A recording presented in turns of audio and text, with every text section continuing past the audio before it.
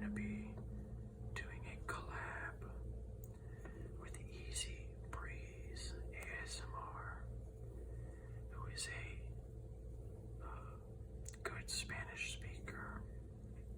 So this is the perfect book for us to read. So today we'll be reading one story,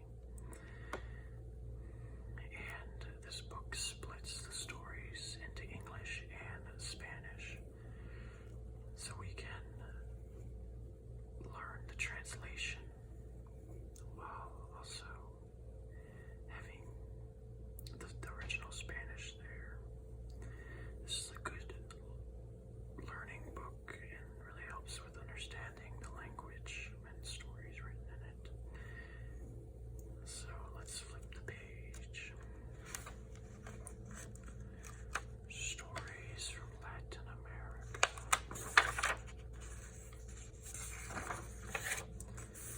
There are quite a bit of stories in this book. 16 different stories.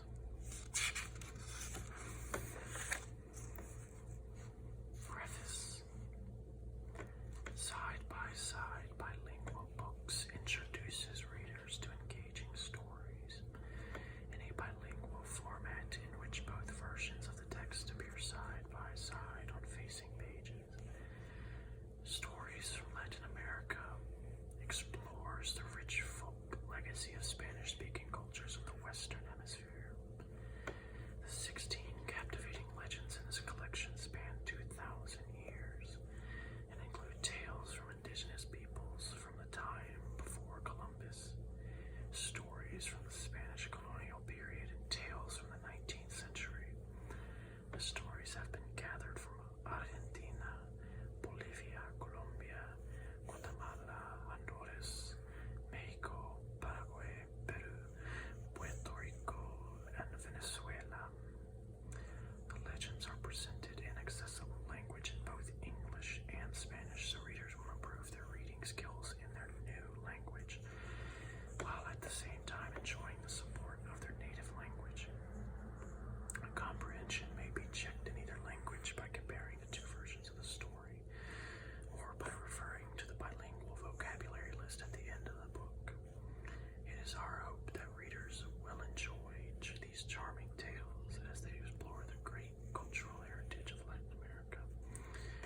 Now I'll switch to Easy Breeze ASMR to read the prologue in Spanish.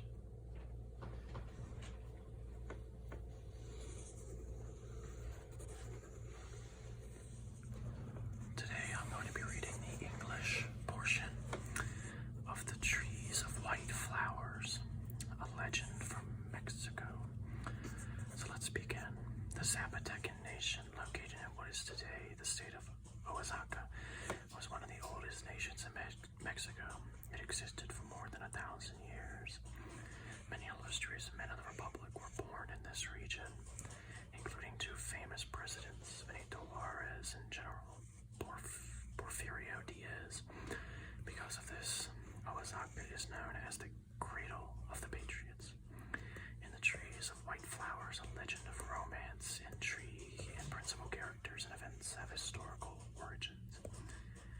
The Aztec king, called the Red Ahuizotl, was a symbol of terror among his neighbors. He waged constant wars in order to capture prisoners, whose hearts were offered as a sacrifice to the god Huitzilopochtli.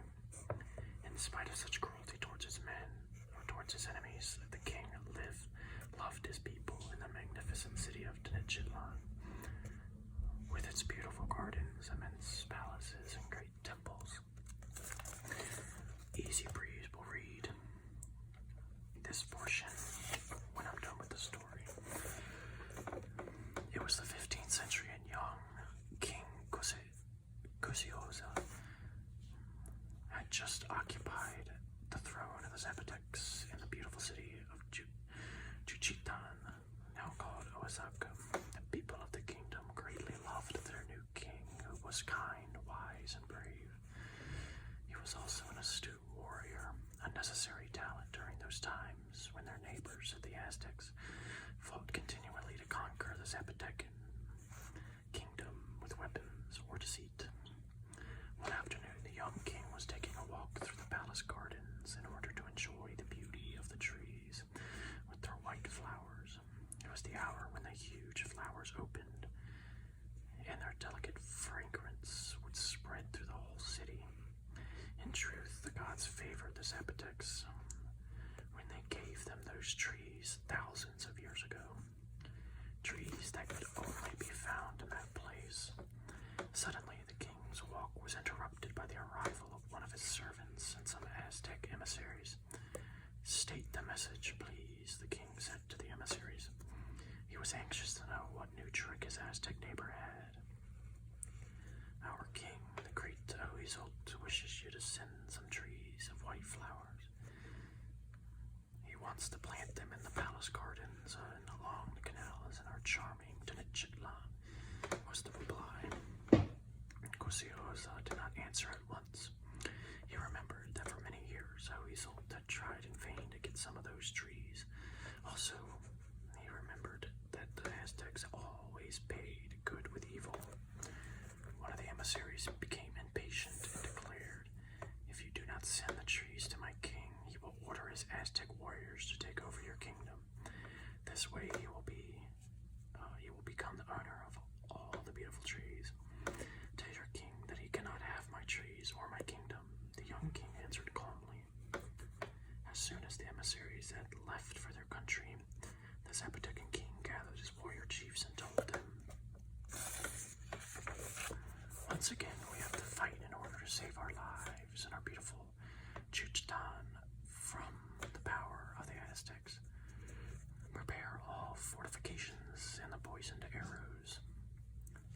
The strong warriors listened and promised to obey him in whatever he commanded, since they had unlimited faith in their king. Thus, 3 months later, when the Aztec army arrived, weary from its journey, it was conquered in a few days by the brave Zapotecan warriors. When he learned the defeat of his army, the Aztec king became furious. Then he resolved to use cunning in order to obtain the trees and later the Zapotecan kingdom. In order to carry out his plan, he decided to ask for the help of Koyo Lidkatzin, his most beautiful and dearly loved daughter. So he called to her and said, "My daughter, I need your help for a difficult and dangerous mission." "At your service, my father," she said. "I wish to possess the trees of white flowers and conquer the kingdom of the Zapotecs. This is the plan," added the king, and he explained to his daughter that the part she was to carry out. A few days later, the princess secretly left the city accompanied by her servants. All went towards the beautiful capital of the Zapotecs. For the princess, the road was long and difficult, but the thought of the confidence that her father had in her filled her with comfort and joy. The travelers finally reached a forest near the palace of Tenochtitlan, and there they spent the night. The following day, when the king was walking through the forest, he stopped in surprise. In front of him, he saw a lovely young woman, beautifully dressed and adorned with the precious jewels. "Who are you, beautiful young lady?" he asked the king. "You seem like a goddess who has descended from heaven." "I am the most unhappy of young women, and I walk through unknown lands in search of my happiness without finding it. In Tenochtitlan, I'm quite powerful. Tell me what I can do for you." The princess smiled sweetly and answered with vague words without saying anything concrete and, much less, who she was. "Come with me to my palace where my mother will care for you with affection," said the king. The young woman pretended to unwillingly accept the cordial invitation, but this was really a part of her plan. So, accompanied by her servants, she happily spent several days in the palace of the young king. And when he completely fell in love with the beautiful and mysterious young woman, she said to him, "The hour has arrived when I must leave. Through a marvelous power, I have had the pleasure of knowing you, but I have to return to my country. Graciosa refused to listen to the words of the young woman. I do not want you to leave me, he told her. Stay here forever and be my wife, or, if you prefer, tell me the name of your country, and I shall follow you, even if I have to go through all kinds of danger. The princess looked at him with feigned sadness. It is very difficult for me to be your wife, since my father is an Aztec king, Huizot.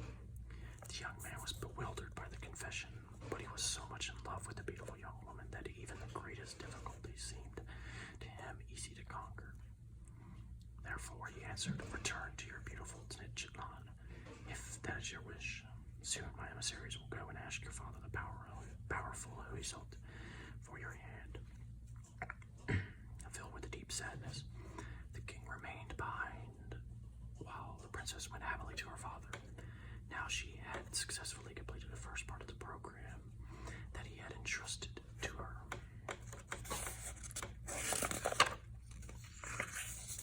Shortly after the arrival of the young woman in Tenochtitlan, the emissaries of the Zapotecan king arrived.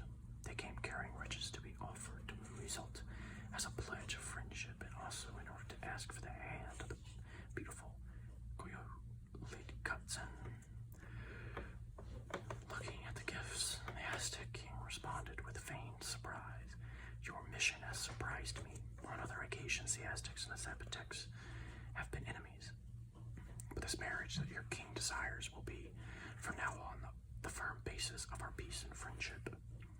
And after some moments of feigned sadness, he continued, the daughter that you ask me for, and who must leave my side, is the most beloved. But return and tell the king that soon he will receive in Juchtan the beautiful Coyolitcutzin. The emissaries returned, filled with the joy over the good news that they were taking back to their king. No one could suspect the treachery that the Aztec king and his daughter were going to bring to the very palace of Juchtan. Before the departure of the princess, the Aztec king spoke to her and said, little by little you must find out the secrets of the Zapotecan army, including the fortifications, and also learn how they will make their poisoned arrows. Then you will tell these secrets to my emissaries who will visit you from time to time. Thus, when my warriors arrive, they will be able to conquer the kingdom in a few days. My father, you can trust me. I will find out everything you wish, and I will tell it to your emissaries. Thank you, my daughter. I have confidence in you. After the conquest, you will be able to return again to our palace and marry one of our young noblemen. The wedding of the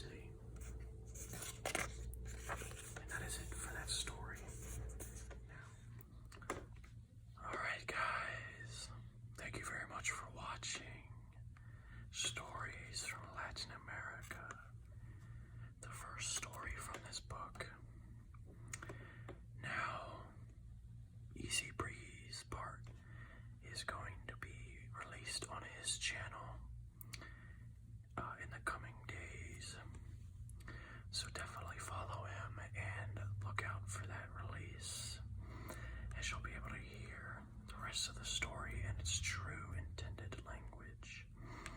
And I think that's going to be very interesting to hear and listen to. So I hope that you guys have a great sleep and take care of yourselves. Easy Breeze ASMR